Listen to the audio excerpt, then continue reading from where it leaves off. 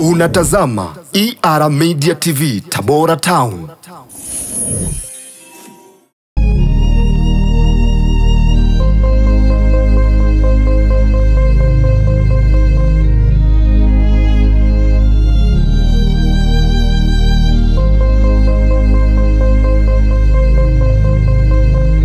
Wanasemaga kwamba nyota njema huanza alfajiri. Sijajua ni kwa sababu gani walisemaga hivyo, lakini lisemwalo lipo na kama alipo basi laja. Kila kitu kina maana bwana. Basi bwana, mimi nikukaribishe katika kipindi hiki ambacho kinaitwa Mikasa ya Ulimwengu. Bwana Omari anaendelea katika sehemu ya 3 ya historia yake ya maisha yake ya kweli tangu pale alipozaliwa. Yuko hapa na ameniambia kwamba ataniambia kila kitu, na akiniambia mimi kila kitu basi amekuambia wewe. Nikukaribishe katika channel hii bora kabisa, inaitwa ER Media. Kwa hiyo unaweza ukawa ni sehemu ya kipindi hiki kama ukisubscribe channel hii ili uweze kushare pamoja na kucomment. Usisahau kulike pia. Nisiweze kula muda wa ndugu yangu hapa, niweze kumkaribisha ajitambulishe tena kwa wale ambao ndo wameingia kwa mara ya kwanza katika sehemu ya 3, alafu wataendelea baada ya kuwa amefika kwa baba yake nini kiliweza kuendelea. Karibu sana. Asante sana. Kwa majina kama ambavyo nilijitambulisha mwanzo, mimi naitwa Ibrahim Othmani Omari. Lakini almaarufu sana Omari. Baada ya kuwa umefika kwa baba yako sasa, nini kiliendelea? Baada ya kuwa nimefika kwa mzee, kwanza mzee aliniuliza swali moja tu, kwamba ujio wako Dar es Salaam hujanipa taarifa. Labda ulikuwa unakuja kwangu au ulikuwa unapita, kwa maana ya una sehemu ulikuwa umesha arrange kabisa ya kufikia? Nilichomjibu nikamwambia, baba mimi nilikuwa siji kwako. Isipokuwa mimi nilikuwa nakuja Dar es Salaam. Hilo swali lilimshtua sana. Kumbuka kwa wakati huo nimeshapewa chakula, nimekula, nimeshaoga, ndio tumekaa tunazungumza. Sawa, lakini mbona kama una hasira kifuani? Nikamwambia ni kweli, kwa sababu wewe sisi umetutelekeza.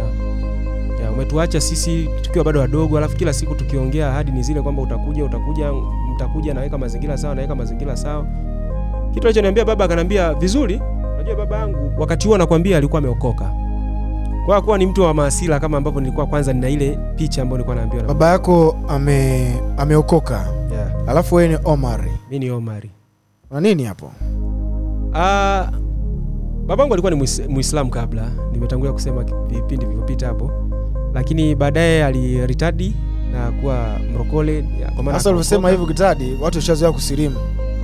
Kusilimu sasa ni Mkristo kuja kwenye Uislamu, inaitwa kusilimu. Ila kwenye kutoka Muislamu kwenda kuwa Mkristo ndio inaitwa kuritadi. Okay. Twende mbele. Kwa hiyo aliongea kwa maneno ya hekima sana ambayo mimi nilimuelewa. Aliniambia, mwanangu, umekuja Dar. Sawa? Mimi nasema umekuja kwangu. Kwa sababu shangazi yako kama ungekuwa umekuja Dar na hauna mpango wa kufika kwangu, asingekuleta kwangu. Ila mpaka unakubali kuja hapa, maana yake umekuja kwangu. Hilo la kwanza. Lakini la pili, katika yale ambayo nilikuwa nikiwaambia kila siku kwamba mimi bado sijajipata, sijawa vizuri kusema naweza nikaishi na watoto. This time around, kwa sababu umekuja utajionea. Na kweli kwa wakati huo baba alikuwa amepanga chumba na sebule. Kwa nikaipokea ile hali. Akaniambia, mimi siwezi nikawaacha nyinyi watoto wangu. Mko wawili tu, wewe na mdogo wako. Na mdogo wangu sister yangu anaitwa Adija. Kwa akaniambia, hebu tuishi, tukae. Mimi nilikuwa na plani siku za hivi karibuni niwachukue tuje tuishi. Lakini kwa kuwa umeshafika, sawa, tukae, hamna shida. Utalala hapa sebleni. Basi nikaanza kuishi naye pale, nalala sebleni. Na kweli kila kukicha mazingira nilivyokuwa nayaona, nikaja kugundua mwisho wa siku kwamba hivi kweli baba alikuwa bado hajawa tayari tu. Unaona? Lakini ngoja tuende hivyo hivyo. Tulikaa, baadaye nikamwambia kitu kimoja baba. Nikamwambia, baba, nafikiria nirudi Tabora. Nirudi tu Tabora. Utakapokuwa huko vizuri, takuja Dar. Nilirudi Tabora. Nakumbuka nilikaaga kama Dar es Salaam, nilikaa kama wiki 2 tu. Kwanza nilikuwa sijazoea yale mazingira. Nilikuwa sijazoea kabisa yale mazingira. Wakati naenda pale nilikuwa ni mtu wa mazoezi sana. Nilikuwa napenda sana gym hizi, yani kipindi hicho nilikuwa napenda sana masuala ya mazoezi. Kwa hiyo nilikuwa nikiamka asubuhi hivi kutoka pale kutoka Kimara, wanaojua Kimara. nilikuwa nakimbia mpaka Ubungo na kurudi. Kwa kila siku asubuhi nilikuwa nikaja kuona hivi, sawa pamoja na vitu vyote hivi lakini pia mzee na mazingira yake mimi siwezi nikaa. Unajua mtoto wa kiume tena alafu ukiwa unalala sebleni lazima wewe uwe unalala kwa kuchelewa na unawahi kuamka. Unajua hiyo kwamba lazima uchelewe kulala, ulale watu wameshaenda kulala sasa. Alafu asubuhi pia lazima uwahi kuamka. Kwa sababu huko sebleni ndio njia. Sikupendezewa na yale mazingira. Nikaona kweli baba yuko tayari. Kwa hiyo nilikaa naye chini kwa hekima nikamueleza. Nikamwambia baba nina mpango tu sasa wa kurudi nyumbani. Utakapokuwa sawa sawa tarudi. Na kwa muda huo nimeshapata somo kubwa sana kwamba kumbe kuna wakati ni bora kuwasikiliza wazazi.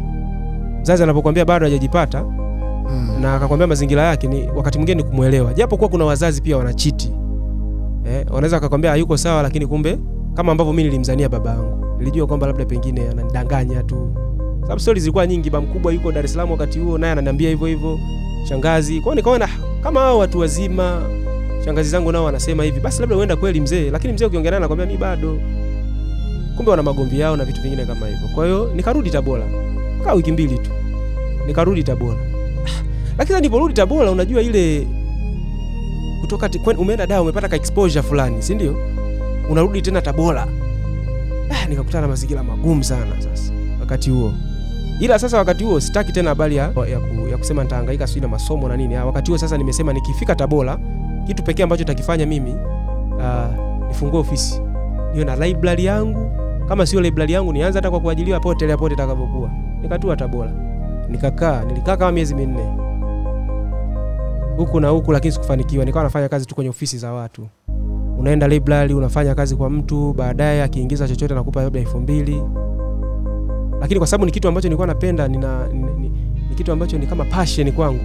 Nikawa naona ni sawa. Alafu istoshe nikawa na hesabu kwamba kipindi hiki mimi najifunza kazi. Sijawa na cha kwangu. Kwa hiyo baadaye nitapata tu. Wewe niendelee kufanya. Kweli nikafanya sehemu nyingi sana nikafanya. Nilifanya Kitete pale. Kulikuwa kuna library ya mzee mmoja marehemu sasa hivi Mwenyezi Mungu amrehemu huko aliko. Nilikaa naye vizuri sana yule mzee. Nilijifunza vitu vingi kwa sababu yule mzee alikuwa hajui chochote. Nikakaa pale, nikatoka pale nikafanya kazi na jamaa mmoja anaitwa Michael. Sasa hivi sijui hata alipoteleaga wapi. Yule jamaa alienda Dar. Ambaye yeye sasa ndo aliniachia ofisi yake. Alipokuwa anasafiri akanikabidhi kwa mama yake kwamba bana hiyo ofisi utaishikilia wakati ule mimi ambapo sipo. Kwanza alinidanganya kuniambia kama anasafiri mazima. Aliniambia tu kwamba naenda narudi ili nijenge uaminifu. Niendelee kuwa na ule uaminifu kwa mama yake. Kwa hiyo nikawa nafanya kazi napeleka hesabu. Baadaye mama yake akawa kama ameniachia ile ofisi kabisa. Na kweli nikaifanya kwa uaminifu sana. Tukaenda paka ilipofikia time sasa baba ananipigia simu kwamba kwamba this time unaweza ukaja sasa. Nimepata nyumba kubwa, unaweza ukaja kwanza wewe kabla dada yako. Kumbuka dada yangu anaendelea na masomo hapo. Anaitwa nani? Anaitwa Khadija. Naam. Nimemwacha Kazehiri Secondary School, tunafuatana hivi. Form 1 kwa Form 1 wote. Tofauti madarasa tu. Kwa hiyo yeye anaendelea na masomo. Kwa hiyo baba aliponiita alishindwa kutuita wote kwa sababu muda wangu anaendelea na masomo na mimi nimekataa shule. Basi nikafika paka Dar es Salaam tena kwa mara nyingine. Sasa wakati huo amehamia sehemu moja inaitwa Tegeta Kibaoni. Ukatoka tena Tabora nikaenda Dar es Salaam. Kuelekea Dar es Salaam. Kwa nauli yake baba akanitumia nauli. Nikaenda. Kwa sababu yeye mwenyewe sasa alivyoniona kumbe ikawa imemwachia kitu fulani ile. Unajua ukiishi na mzazi hakuwahi kuishi na wewe ukakaa naye at least hata wiki 2. Yaani ile sijui unaelewa ile kukaa na mtoto kwamba mkirudi mnapiga story, afu mtoto mwenyewe ni mkubwa unamshauri baadhi ya vitu mnashauriana. Akaona hiki kitu itakiwa niwe nacho muda mrefu. Ulitoka Tabora tena? Nikaenda Dar es Salaam. Bwana una mengi. Hai bwana, baada ya kuwa umefika Dar es Salaam najua kuna mengi yalitokea tena. Mengi uliyatenda. Maana katika ulimwengu huu kuna vingi vya kuona. Pia kuna vingi vya kusikia. Basi sikia hichi hapa kwanza. Ndio. JC Production tunashuti sherehe mbalimbali kama harusi, kitchen party, send off party, birthday party, warsha, sinema, mikutano ya nje na ya ndani, documentary, film, music, kwaya, kasida na kadhalika. Tunapatikana mtaa wa Soko, kata ya Gongoni, Tabora Manispaa.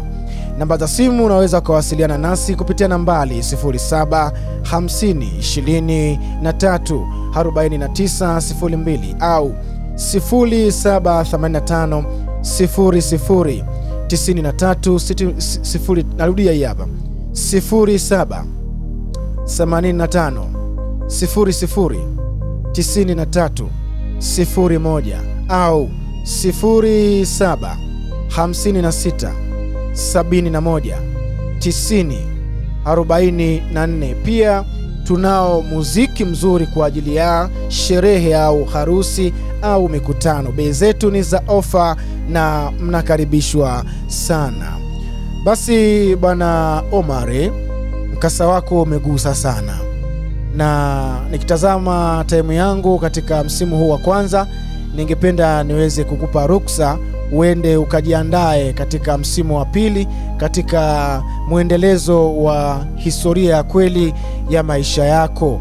Basi naomba utuahidi kama wiki ijayo unaweza kufika hapa kwa ajili ya kuweza kuendelea na mkasa ambao unagusa kweli kweli, baada ya kuwa umetoka Tabora ukaenda Dar, tena ukatoka Dar kwa Tabora, tena Tabora Dar. Hebu tuahidi kama wiki ijayo utakuja kwa ajili ya kuendelea na mkasa wako.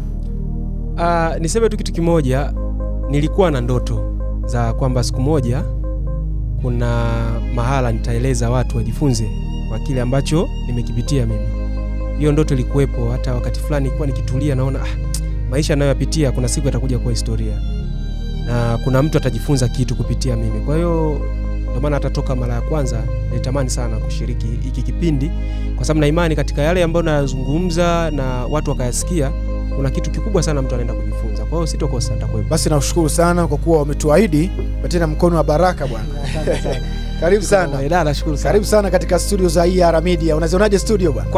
Kwanza to be honest, kwa Tabora, yani kwa Tabora kuna kitu kikubwa sana nimekiona hapa. Naam. Yani nilivyoona mara ya kwanza wakati naingia nikasema kweli maisha yanabadilika na vitu vinabadilika. Bana, jina langu naitwa Pasco Escapella, unaweza ukaniita Maganga Mjomba, Jomba wa Tanzania. Ni yule King, the African King for everybody. Lakini kama bado hujasubscribe channel hii, subscribe, usahau ku like, comment pamoja na kushare.